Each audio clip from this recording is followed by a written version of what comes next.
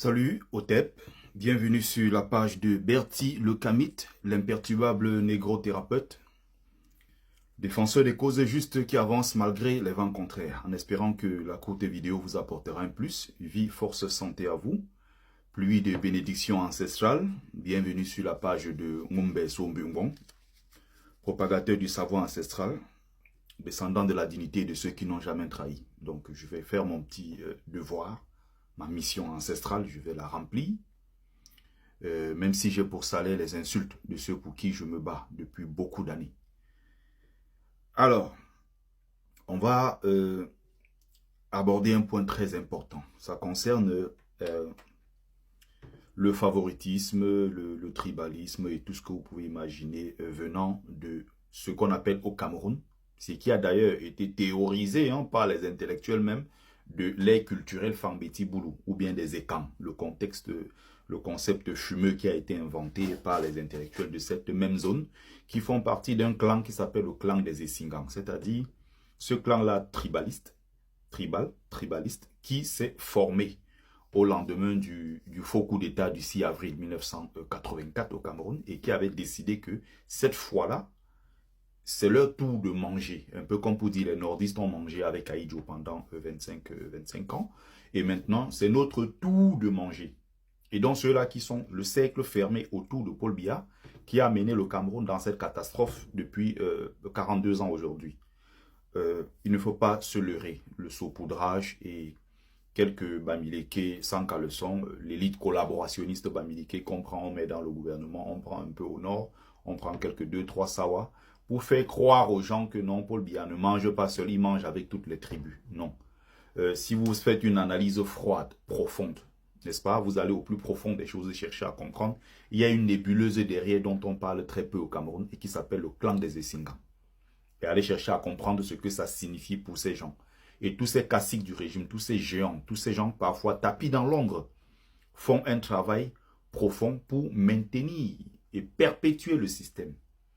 Je vous ai présenté plusieurs ouvrages ici, dont l'un des ouvrages, n'est-ce pas, les plus illustres là sur cette question, un magnifique ouvrage de Frédéric Fenkam, qui est le cousin ou l'oncle, le petit-neveu, je crois, du patron des services secrets du Cameroun pendant plus de 35 ans, en la personne de Fauchivé.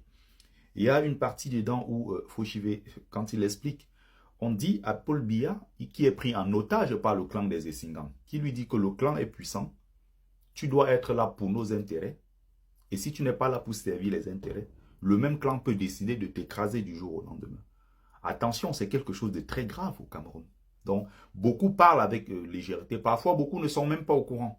Et nous, quand nous dénonçons ce clan des Essingans, il y a donc les frères Ekan ou Fambeti Boulou qui se sentent tout de suite concernés en disant « Ah oui, vous voulez nous attaquer, nous allons protéger les institutions, hein. Force revient à la loi, nous allons défendre l'État, l'État est debout », comme si on les attaquait eux parce que Ekan. Ce sont des victimes du système. Les pauvres populations qui n'ont pas d'eau, qui n'ont pas d'électricité, qui n'ont rien, sont les victimes de ce système. Et donc, quand nous sensibilisons, c'est pour que ceux-là prennent conscience de leur état de victime. Parce qu'il n'y a pas d'eau là-bas, il n'y a pas d'électricité, il n'y a pas de route, il n'y a pas d'hôpitaux, il n'y a rien du tout. Paul Biya a gardé quelques petits trucs, avantages pour lui, tout pour lui, je vais dire, et pour son clan. Et les populations à côté, en Bomeka, n'ont pas d'eau, n'ont pas de route. Donc, on invite ceux-là à sortir dans les rues avec les autres Camerounais et manifester pour chasser Paul Biya. Parce que ce n'est pas parce qu'il est ton frère du village qu'il t'apporte un plus. Ce n'est pas parce qu'il est ton frère du village qu'il est là pour te protéger. Regardez ce qu'ils sont exactement en train de faire ces derniers temps. Il y a eu un accident de circulation au Cameroun, comme c'est dans la zone Ekan, Petit Boulou, à Ibolova. Il y a eu, je ne sais pas combien de morts, une soixantaine de blessés et tout. L'État du Cameroun, les ministres de cette région, Ekan Petit Boulou, Fambeti Boulou, sont sortis, ils sont allés sur les lieux de l'accident, puisque la campagne électorale commence déjà. Ils ont pris en charge les blessés, ils ont pris en charge les morts jusqu'à l'enterrement. Ils sont allés de village en village, ils ont passé même des messages pour rappeler aux leurs que, attention, nous sommes avec vous. Si vous nous faites perdre, si nous on perd ce pouvoir, si vous ne nous soutenez pas, attention, ceux qui viendront prendre le pouvoir ne vont rien vous donner. Alors que depuis 7 ans, pendant 6 ans, on vous oublie et on revient quand la campagne électorale est proche. On fait croire qu'on est avec vous alors qu'on n'est pas avec vous. Le même clan des Essingans s'est servi d'un instrument qui est un instrument national qui s'appelle la CRTV. J'en viens. Donc la CRTV ici qui est la chaîne de télévision nationale de tous les Camerounais. Tous les Camerounais cotisent pour cela. On va se servir encore de la CRTV pour faire la propagande d'un clan qui est au pouvoir. C'est ce que nous dénonçons. 2 semaines après ou 1 semaine après, il y a un accident grave sur la falaise de Tchang. Il y a des morts, il y a un éboulement de terrain avec des morts et des blessés. Pas de compassion, pas de condoléances. Les mêmes ministres se sont tus. Ils n'ont plus jamais parlé. Et j'ai une sœur qui est d'Abomban qui disait, qui a des témoignages. Ils sont allés dans des hôpitaux, dans ces zones à Abomban, un peu partout. Ceux qui souffraient d'hernie, ils ont été opérés gratuitement. Il y en a qui ont dit, attention, il faut vous battre pour que le vieux reste. Mais vous êtes les victimes. Et ce système en place a fait en sorte que beaucoup des camps pensent que c'est leur pouvoir. C'est pour ça que quand ils parlent des institutions, c'est un peu comme ils parlent de la cuisine de leur mère. C'est leur chose à eux. L'État leur appartient. Et nous nous battons pourquoi? Parce que l'État, c'est pour tous les Camerounais. Ça doit être la chose publique. C'est la chose publique et donc c'est la chose de tous les Camerounais. Pourquoi? Parce qu'on paye pour que la CRTV diffuse toutes ces images. La CRTV ne peut pas choisir où aller et où ne pas aller, alors que quand on prélève les impôts des citoyens camerounais, on prélève dans toutes les poches sans tenir compte de qui est Bamileke, qui est Sawa, qui est musulman camerounais, qui est nordiste, qui est sudiste, qui est ceci, anglophone, francophone et tout ça. Non, non, ils ne tiennent pas compte de cela. Qui est Ekan, qui est... Non, non, non, non. Tu dois payer tes impôts. Parce que tu es Camerounais, tu dois contribuer. Alors, on ne peut pas prendre l'argent de tous les Camerounais. On remet à un gouvernement qui ne fait que la promotion d'un clan qu'il a choisi. Et c'est en ce jeu-là que la CRTV devient très, très dangereuse. Et c'est ce que nous dénonçons, parce que c'est la chose de l'État.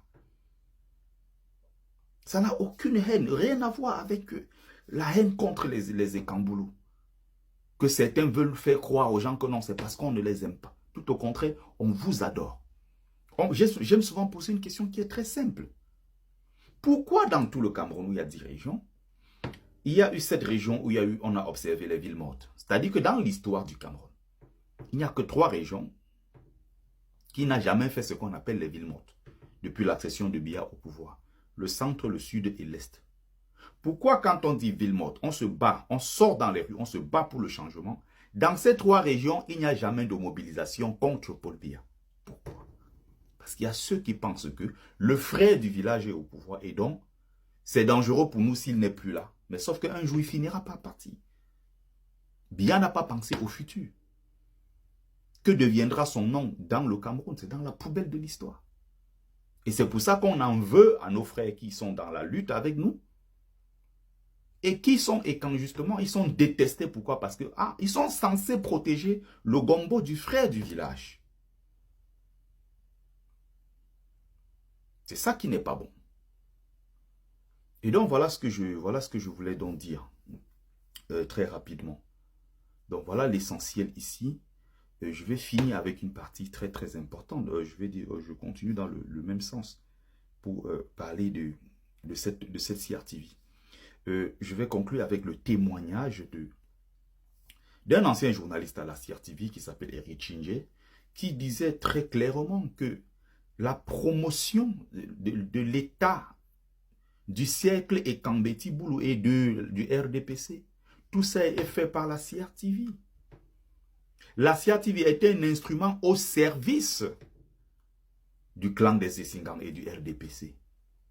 Vous avez les témoignages de Richard Bonnat qui vous dit que comment les Camerounais, les artistes camerounais, notamment ceux qui font le Makossa, du Mangambe, comment ils faisaient les pieds et les mains pour que leurs chansons passent à la CRTV. Alors qu'on faisait la promotion 24 heures sur 24 des chansons des artistes et Kambeti Boulou. On se sert de l'instrument de la chose de tout. Quelqu'un peut créer sa chaîne privée, il met là-bas 24 heures sur 24, ce qu'il veut, c'est son problème. Mais la chose publique, c'est la chose publique. Et donc la chose de tous les Camerounais. On doit faire la promotion des chansons de tout le Cameroun. Tous les airs culturels doivent être représentés.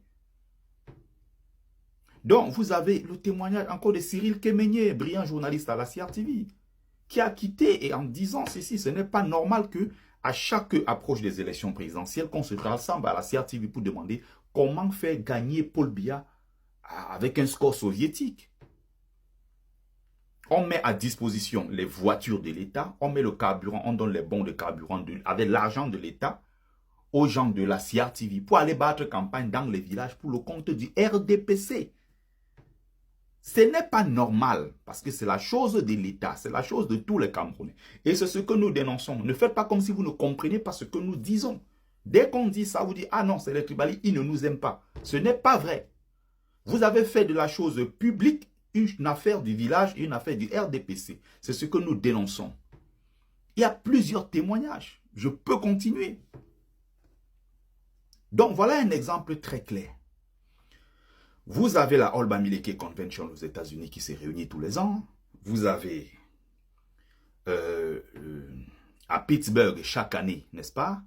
Vous avez le LACAM qui se réunit. Vous avez d'autres organisations, des nordistes camerounais qui sont là-bas. Vous avez des Sawa qui sont là-bas. Vous avez des organisations Bamileke qui sont là-bas. Mais pour la deuxième année, la CRTV a décidé de sortir l'argent des caisses, payer des journalistes, payer tout, pour aller superviser, couvrir l'événement de la rencontre des écans des États-Unis. Ce n'est pas normal qu'on prenne l'argent de l'État, qu'on prenne la chaîne de télévision nationale pour ne faire que la promotion d'un seul peuple.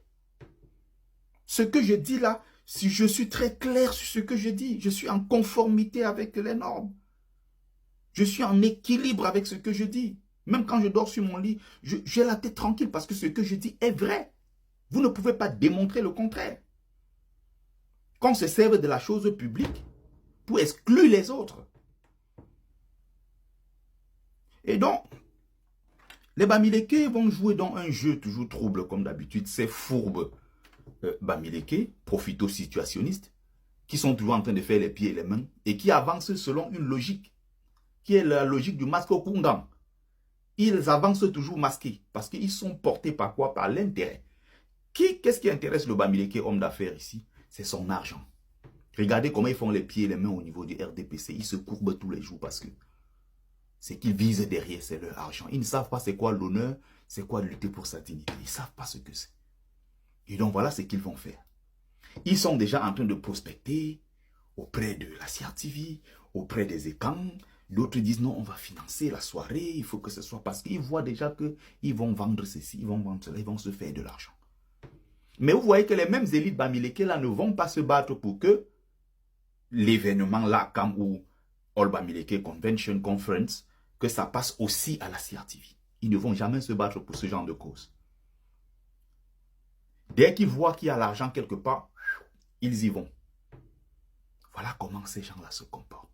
Des Bamileke en tomates, sans caleçon, sans dignité, sans honneur, sans colonne vertébrale. Des gens sans fierté, prêts à vendre père et mère pour de l'argent. Voilà comment ils fonctionnent. Ils sont en train de prospecter déjà partout. Ils parlent partout. Ah, il y a une grande convention. Voilà comment on s'exclut de la chose nationale avec ce comportement de Bamileke. Un peuple matérialiste, ultra matérialiste. Il n'y a pas que l'argent qui compte dans la vie. Et je me bats depuis des années. Je me fais détester par beaucoup de Bamileke parce que je dis cette vérité. Il n'y a pas que l'argent dans la vie. Et c'est justement parce qu'on a appris au nôtre que il n'y a que l'argent, que les gens sont prêts à faire tout et n'importe quoi pour de l'argent. Des fois, les gens nous accusent de certaines choses. Ce n'est pas faux. Même si je ne fais que défendre l'honneur et la dignité de mon peuple. Ça ne m'empêche pas de dire la vérité sur la mentalité pourrie de certains de nos frères Bamileke. Donc, voilà ce que je voulais dire pour conclure. Merci à ceux qui ont pris le temps de regarder le live. Il y a un dernier point. Pourquoi la même CRTV, le maire de Yaoundé décide de prendre le parvis de la mairie de Yaoundé pour organiser la rencontre culturelle des Ekans, financée par l'État du Cameroun, couvert par la CRTV, avec la présence de Famine Ndongo et toutes les élites Ekans. On utilise l'esplanade de la grande mairie de Yaoundé pour faire un événement villageois, culturel. Au Cameroun, ça passe crème. Au même moment, quand c'est le MRC qui demande une autorisation pour un espace, pour une manifestation ou pour un meeting, on l'interdit. Vous voyez? C'est ce genre d'injustice que nous ne voulons pas dans notre pays. Pendant ce temps-là, le RDPC peut tout se permettre. Les gens peuvent faire ce qu'ils veulent. Lors du renouvellement des organes de base du RDPC, on a vu des gens qui ont brûlé des préfectures, brûlé des mairies, qui ont sorti des armes. Personne n'a été inquiété, personne n'a été mis en prison. C'est ce que nous ne voulons plus voir dans notre pays. Il faut que cela soit clair. Donc, merci à ceux qui ont pris le temps de regarder cette courte vidéo. C'était Bertie Le Kamit, l'imperturbable négro-thérapeute, défenseur des causes justes qui avance malgré les vents contraires. Les vents contraires ces derniers temps, ça arrive beaucoup. Et j'ai remarqué d'ailleurs beaucoup d'hypocrites que j'ai d'ailleurs décidé d'écarter parce que je ne fais pas les choses évidemment pour plaire aux gens. Je suis ce que je suis et je n'ai pas envie de faire des choses pour plaire. Donc c'était votre frère. Partagez massivement cette vidéo pour dénoncer encore une fois. Je vous aime. N'oubliez jamais que même quand je dénonce justement parce que je vous aime à en crever. Vous êtes là. Et c'est justement parce qu'on vous aime que nous faisons ce travail. On ne le fait pas parce qu'on déteste les autres. Otep. Vie, force, santé à vous.